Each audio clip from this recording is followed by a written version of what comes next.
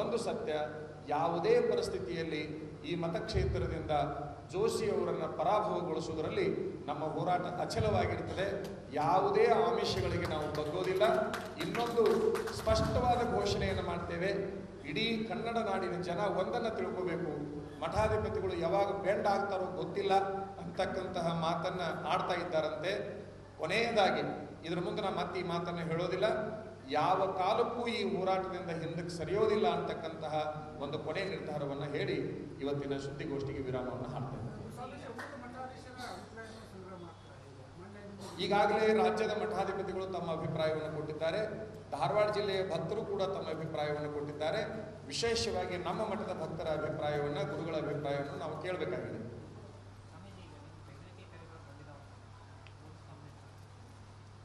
ಈಗಾಗಲೇ ಬಹಳ ವರ್ಷದಿಂದ ಅದು ನಡೆದಿದೆ. ನನಗೆ ಅಂಗರಕ್ಷಕನನ್ನು ಕೊಟ್ಟಿದ್ದಾರೆ. ಬಹುಶಃ ಇಲಾಖೆಯವರು ಇನ್ನೂ ತನಿಖೆ ಮಾಡಿಕೊಂಡು ಇನ್ನೂ ಹೆಚ್ಚಿನ ಬಂದೋಬಸ್ತನ್ನು ಕೊಡಬೇಕು ಅನಿಸ್ತಿದ್ರೆ ಕೊಡಲಿ, ಇಲ್ಲ ಅಂದರೆ ನನ್ನ ಪಾಲಿಗೆ ದೇವರಿದ್ದಾನೆ, ಭಕ್ತರಿದ್ದಾರೆ, ನಾ ಯಾವುದಕ್ಕೂ ಹೆದರಬೇಕಾದ ಅವಶ್ಯಕತೆ ಇಲ್ಲ. ಅದನ್ನು ಸಮಿತಿ ರಚನೆ ಮಾಡಿದ್ದು ಭಕ್ತರು ಮಾಡಿದ್ದಾರೆ. ಅವರು ಧಾರವಾಡ ಜಿಲ್ಲಾ ಮತಕ್ಷೇತ್ರದ ಹಿತರಕ್ಷಣಾ ಸಮಿತಿ ಅಂತೇಳಿ ಘೋಷಣೆ ಮಾಡಿದ್ದಾರೆ.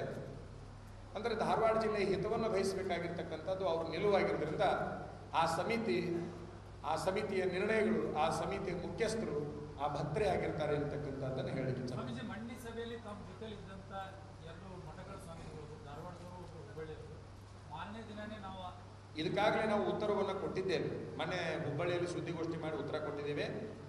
ಕೂಡಿರುವ ಎಲ್ಲ ಮಠಾಧಿಪತಿಗಳನ್ನು ಒಡೆದಾಳುವ ನೀತಿಯನ್ನು ಮಾಡಿ ಮಠಾಧಿಪತಿಗಳಿಗೆ ಬಹುಶಃ ಸ್ವಾತಂತ್ರ್ಯ ರಹಿತವಾದ ಬದುಕನ್ನು ಬದುಕುವಂಥ ಕೆಟ್ಟ ಪರಿಸ್ಥಿತಿಗೆ ಮಾನ್ಯ ಜೋಶಿಯವರು ತಂದು ನಿಲ್ಲಿಸಿದ್ದಾರೆ. ಬಹುಶಃ ಸುದ್ದಿಗೋಷ್ಠಿಯಲ್ಲಿ ಸ್ವಾಮೀಜಿಯವರು ಪಾಲ್ಗೊಂಡಿದ್ದರು, ಮೀಟಿಂಗ್ನಲ್ಲಿ ಪಾಲ್ಗೊಂಡಿದ್ದರು, ಅದರ ನಂತರದಲ್ಲಿ ಸುದ್ದಿಗೋಷ್ಠಿಯಲ್ಲಿ ಪಾಲ್ಗೊಂಡರು. ಎಲ್ಲ ನಿರ್ಣಯಗಳಿಗೆ ಒಮ್ಮತದ ನಿರ್ಣಯವನ್ನು ಸೂಚನೆ ಮಾಡಿದ್ದಾರೆ. ಅವರಿಗೆ ಇವರೊಂದು ಪತ್ರವನ್ನು ಬರೆದುಕೊಂಡು ಹೋಗಿ ಇದನ್ನು ಓದಲೇಬೇಕು ಅಂತ ಹೇಳಿ ಆಗ್ರಹಪೂರ್ವಕ ಓದಿಸಿದ್ದಾರೆ. ಬಹುಶಃ ಅವರನ್ನು ತಾವು ಗಮನಿಸಿರಬೇಕು. ಅವ್ರು ನಾನು ಸಂಪರ್ಕ ಮಾಡಿದ್ದೆ, ನಾನು ಮಲ್ಕೊಂಡಿದ್ದೆ, ಏಕಕಾಲಕ್ಕೆ ನನ್ನನ್ನು ಎಬ್ಬಿಸಿ ಈ ಪತ್ರ ಓದಲಿಲ್ಲ ಅಂದರೆ ನಿಮ್ಮನ್ನು ಭಾಳ ತೊಂದರೆಗೆ ಸಿಲುಕಿಸಬೇಕಾಗುತ್ತೆ ಅಂದಾಗ ಅದು ಏನೈತೆ ಅನ್ನೋದು ಗೊತ್ತಿರಲಾರ್ದೆ ನೀವು ತಾವು ನೋಡಿದಿರಿ, ಪಿನ್ ಡ್ರೆಸ್ನಲ್ಲಿ ಇದ್ದಂಗಿದ್ದಾರೆ. ಅಂದರೆ ಸಹಜವಾದ ಉಡುಗೆಯಲ್ಲಿದ್ದಾರೆ. ಒಬ್ಬ ಮಠಾಧಿಪತಿ ಹೇಗೆ ಉಡುಗೆಯಲ್ಲಿರ್ತಾರೆ ಅದು ಆಗಿಲ್ಲ. ಆ ಪತ್ರವನ್ನು ಅವರು ಓದಿದ್ದಾರೆ. ಅದರ ನಂತರದಲ್ಲಿ ಅವ್ರು ಏನು ಹೇಳಿದ್ದಾರೆ, ನಾನು ಹೆದರಿಕೆಯಿಂದ ಆ ಪತ್ರವನ್ನು ಓದಿದ್ದೇನೆ ಅಂತ ಹೇಳಿಬಿಟ್ಟಿದ್ದಾರೆ. ಇನ್ನು ಮುಂದೆ ರಾಜ್ಯದ ಯಾವುದೇ ಮಠಾಧಿಪತಿಗಳು ಆ ರೀತಿ ಹೇಳಿಕೆಯನ್ನು ಕೊಟ್ಟಿದ್ದೇ ಆದಲ್ಲಿ ಅವರು ಭಯಕ್ಕೆ ಒಳಗೊಂಡು ಹೇಳಿಕೆಯನ್ನು ಕೊಡ್ತಾರೆ ಅಂತಕ್ಕಂಥದ್ರೊಳಗೆ ಈಗಾಗಲೇ ನಮಗೆ ಸ್ಪಷ್ಟತೆ ಸಿಕ್ಕಿದೆ. ಸ್ವಾಮೀಜಿ ಅವರು ಅವ್ರ ಬಗ್ಗೆ ನನಗೆ ಅಪಾರ ಗೌರವ ಇದೆ. ನಾನು ಈಗಲೂ ಸಹಿತ ನಾವು ಜೊತೆ ಮಾತಾಡೋಕ್ಕೆ ಸಿದ್ಧ ಇದ್ದೀನಿ. ನಮ್ದೇನಾರು ಅಂತ ತಪ್ಪುಗಳಿಂದ ನಾನು ತಿಳ್ಕೊತೀನಿ ಅಂತ ಕೇಂದ್ರ ಸಚಿವರು ಹೇಳಿದ್ದಾರೆ. 10 ವರ್ಷ ಅವರೊಂದಿಗೆ ನಾನು ಮಾತಾಡಿದ್ದೇನೆ. ಇದು ನಾನು 10 ವರ್ಷಗಳ ಹಿಂದೆ ಅವರಿಗೆ ಅತ್ಯಂತ ಆತ್ಮೀಯರಾಗಿರ್ತಕ್ಕಂಥ ಕಾರ್ಯಕರ್ತರನ್ನು ಕರೆದು ಮಧ್ಯರಾತ್ರಿ 1 ಗಂಟೆಯವರಿಗೆ ಸಂಸದರಿಗೆ ಹೇಳ್ರಿ, ಸರಿಯಾದ ಕ್ರಮ ಅಲ್ಲ, ಈ ರೀತಿ ಚುನಾವಣೆಗೆ ಜನರನ್ನ ಮಠಾಧಿಪತಿಗಳನ್ನು ಬಳಸಿಕೊಂಡು ಆನಂತರದಲ್ಲಿ ವ್ಯತಿರಿಕ್ತ ನಡೆಯನ್ನು ಅವ್ರು ನಡಿಬಾರ್ದು, ಅವರಿಗೆ ತಿಳಿಸಿ ಹೇಳಬೇಕು ಅಂತ ಭಾಳಷ್ಟು ಕಾರ್ಯಕರ್ತರಿಗೆ ನಾನು ಹೇಳಿದ್ದೇನೆ. ಉದಾಹರಣೆಗಾಗಿ ಮಾಜಿ ಮೇಲ್ಮನೆ ಸದಸ್ಯರಾಗಿರ್ತಕ್ಕಂಥ ಸೋಮಣ್ಣ ಬೇವಿನ ಮರದವರು ಅವತ್ತು ನಮ್ಮ ಹತ್ರ ಬಂದಿದ್ದರು. KMF ಅಧ್ಯಕ್ಷರಾಗಿರ್ತಕ್ಕಂಥ ಬಸವರಾಜ ಅರಗೊಂಡವ್ರು ನಮ್ಮ ಹತ್ರ ಬಂದಿದ್ದರು. ಹಾವೇರಿಯ ಪ್ರಮುಖರಾಗಿರ್ತಕ್ಕಂಥ ನಾಗೇಂದ್ರ ಕಡ್ಕೋಳ್ ನಮ್ಮ ಹತ್ರ ಬಂದಿದ್ದರು 10 ವರ್ಷಗಳ ಹಿಂದೆ. ತಮಗೊಂದು ಆಶ್ಚರ್ಯದ ಮಾತನ್ನೇ ಹೇಳ್ತೇನೆ, ನಿಮ್ಮ ಸಂಸದರು ಕೆಲಸ ಮಾಡೋದಿಲ್ಲ, ಯಾಕೆ ಸುಮ್ಮನೆ ಅವ್ರನ್ನ ಬೆನ್ನು ಹತ್ತಿದ್ದೀರಿ, ಅವರು ಚುನಾವಣೆಗೆ ಎಲ್ಲರನ್ನ ಬಳಸಿಕೊಳ್ತಾರೆ ಅಂತ ಅವತ್ತಿನ ದಿವಸ ನಾವು 10 ವರ್ಷದಿಂದ ವಾದ ಮಾಡಿದ್ವಿ. ಈಗೇನು ಕೆಲಸ ಆಗಬೇಕಾಗಿದೆ ಹೇಳ್ರಿ, ನಾವದೀವಲ್ಲ, ಅವ್ರ ಸಂಪರ್ಕಕ್ಕೆ ಬಂದಿಲ್ಲ ಅನ್ನುವಂಥ ಮಾತನ್ನು ಹೇಳಿದರು. ಅವತ್ತಿನ ದಿವಸ ಅವರಿಗೆ ನಾವು 3 ಮಂದಿಗೆ ಹೇಳಿದ್ದೇನು ಅಂದರೆ, ಹಾಗಾದರೆ ನಿಮ್ಮ ಸಂಸದರು ಕೆಲಸ ಮಾಡ್ತಾರೆ ಅನ್ನೋದಾದ್ರೆ ಅವ್ರದ್ದು ಒಂದು ಅನುದಾನ ಇರ್ತದೆ. ಹುಬ್ಬಳ್ಳಿ ಒಳಗೆ ಒಂದು ರುದ್ರಾಕ್ಷಿ ಮಠ ಅಂತಿದೆ, ಅದು ಭಾಳ ಹೀನ ಸ್ಥಿತಿ ಒಳಗೆ ಬಂದಿದೆ, ಹಳೆ ಕಟ್ಟಡ. 2 ತಿರುಮಠ ಇದೆ. ಅದರ ನಂತರದಲ್ಲಿ ನವಲಗುಂದದೊಳಗೊಂದು ಗವಿ ಮಠದ ಕಟ್ಟಡ ನಡೆದಿದೆ. ಈ 3 ಕಟ್ಟಡಗಳಿಗೆ ಅನುದಾನ ಕೊಡಿಸ್ರಿ ನೋಡೋಣ ಅಂದೆ. ನಾಳೆ ಬೆಳಗ್ಗೆ ಹರಿದ್ರೆ ನಾವು ಆದೇಶ ಪತ್ರ ಕೊಡಿಸ್ತೀವಿ ಅಂತಂದರು. ಅವ್ರು ಮುಂದಂದ್ರು, ನೀವು ಹೇಳಿದ್ದ ಕರೆಯಾದ ಸ್ವಾಮೀಜಿ, ಅವರೇನು ಕೆಲಸ ಮಾಡೋರಲ್ಲ ಅಂತಂದರು. 5 ವರ್ಷದ ಹಿಂದೆ ಮತ್ತೆ ಇವರು ಆಶೀರ್ವಾದ ಮಾಡಬೇಕು ಬುದ್ಧಿ ಅಂತ ಫೋನ್ ಮಾಡಿದಾಗ ನಾವು ನೇರವಾಗಿ ಅವ್ರನ್ನ ಕೇಳಿದ್ದೇವೆ, ಏನ್ರಿ ಜೋಶಿಯವರ, ಚುನಾವಣೆ ಬಂದಾಗ 3 ತಿಂಗಳು 4 ತಿಂಗಳ ಬದಲು ನಮಗೆ ಫೋನ್ ಮಾಡ್ತಿರಲ್ಲ, ನಮ್ಮನ್ನೇನು ಚುನಾವಣೆಗೆ ಬಳಕೆ ಮಾಡಿಕೊಳ್ಳುವ ವಸ್ತು ಮಾಡಿರಾ ಅಂತೇಳಿ ನಾವು ಕೇಳಿದ್ವಿ. ಅವತ್ತು ಅವ್ರು ಹೇಳಿದರು, ಸ್ವಾಮೀಜಿ ನೀವು ಹೇಳುವ ಮಾತು ಸತ್ಯ, ನಾ ಹಂಗೆ ನಡ್ಕೊಂಡಿದ್ದೇನೆ, ನಂದು ತಪ್ಪಾಗಿದೆ, ಕೊನೆಯ ಕ್ಷಮೆಯನ್ನು ತಾವು ಮಾಡಬೇಕು. ಹೋದ ಚುನಾವಣೆಯಲ್ಲಿ ಅವ್ರು ನಮ್ಮನ್ನು ಕೇಳಿದ್ದು ಕೊನೆಯ ಕ್ಷಮೆಯನ್ನು ತಾವು ಮಾಡಬೇಕು. ಇಷ್ಟು ನಿಷ್ಠುರವಾಗಿ ಯಾರೂ ಕೂಡ ನನಗೆ ಹೇಳಿರಲಿಲ್ಲ.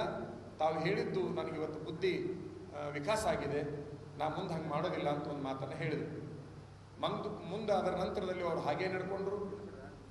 ಆವಾಗ ನಾವು 3 ವರ್ಷದಿಂದ ಈಗೇನು ನಾವು ಹೇಳಿದ್ವಲ್ಲ ನಮ್ಮ ಪ್ರಾಸ್ತಾವಿಕ ಭಾಷಣದಲ್ಲಿ, ಆ ಕಾರಣಕ್ಕಾಗಿ ಅವ್ರನ್ನ ಬಲವಾಗಿ ಅವತ್ತಿನಿಂದ ತಿರಸ್ಕರಿಸಿದ್ದೇವೆ.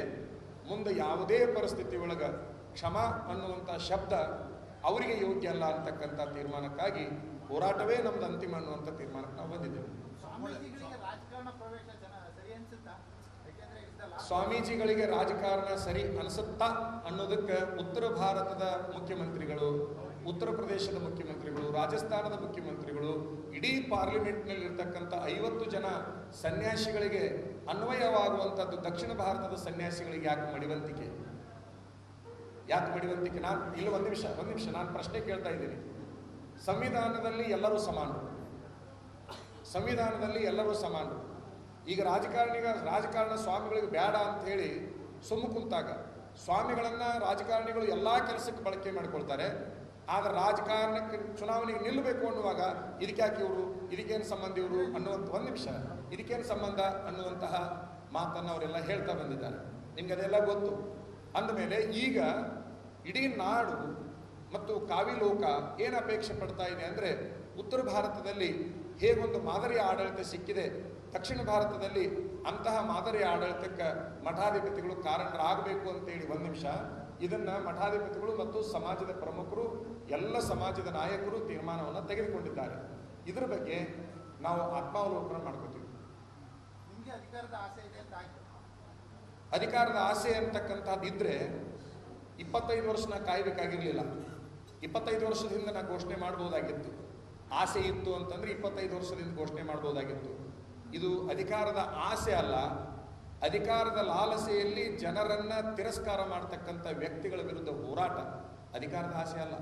ಎಲ್ಲಿದೆ ಅಧಿಕಾರದ ಆಸೆ? ನಾವು ಎಲ್ಲಾದರೂ ಚುನಾವಣೆಗೆ ನಿಲ್ತಿ ಬಂದಿವೆ, ಆ ಚುನಾವಣೆಯ ವಿಚಾರಗಳನ್ನು ಮಾತಾಡಿದಿವೆ, ಮತದಾರರನ್ನು ಎಚ್ಚರಿಸುವ ಪ್ರಯತ್ನವನ್ನು ಮಾಡ್ತಾ ಇದ್ದೇವೆ. ಯಾವುದಾದ್ರೂ ಒಬ್ಬ ಸೂಕ್ತ ಅಭ್ಯರ್ಥಿಯನ್ನ ಆ ವ್ಯಕ್ತಿಯ ವಿರುದ್ಧ ನಾವು ಹುಡುಕ್ತಾ ಇರುವಂಥ ಸಂದರ್ಭದಲ್ಲಿ ಎಲ್ಲರ ಅಭಿಪ್ರಾಯ ಏನು ಬರ್ತಾ ಇದೆ ಅಂದರೆ, ಈ ಸದ್ಯದ ಪರಿಸ್ಥಿತಿ ಒಳಗೆ ನೀವು ಮಾತ್ರ ಸೂಕ್ತ ವ್ಯಕ್ತಿ, ಇನ್ಯಾರು ಅಲ್ಲ ಅನ್ನುವಂಥದ್ದನ್ನು ಸಾರ್ವಜನಿಕರೇ ಹೇಳ್ತಾ ಇದ್ದಾರೆ ಹೊರತಾಗಿ ಅದನ್ನು ನಾವು ಹೇಳ್ತಾ ಇಲ್ಲ. ಅದನ್ನು ನಾವು ಆತ್ಮಾವಲೋಕನ ಮಾಡ್ತಾ ಇದ್ದೀವಿ.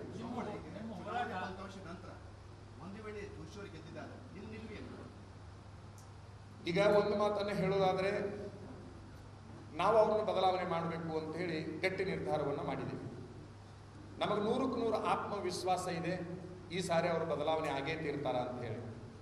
ಯಾಕಂದ್ರೆ ರಾಷ್ಟ್ರೀಯ ಪಕ್ಷಗಳಿಗೂ ಕೂಡ ಅರಿವಿರ್ತದೆ, ಅವರಿಗೂ ಕೂಡ ಬಹಳಷ್ಟು ಪ್ರಜ್ಞೆ, ಬುದ್ಧಿವಂತಿಕೆ, ದೂರದೃಷ್ಟಿತ್ವ ಎಲ್ಲನೂ ಇರ್ತದೆ.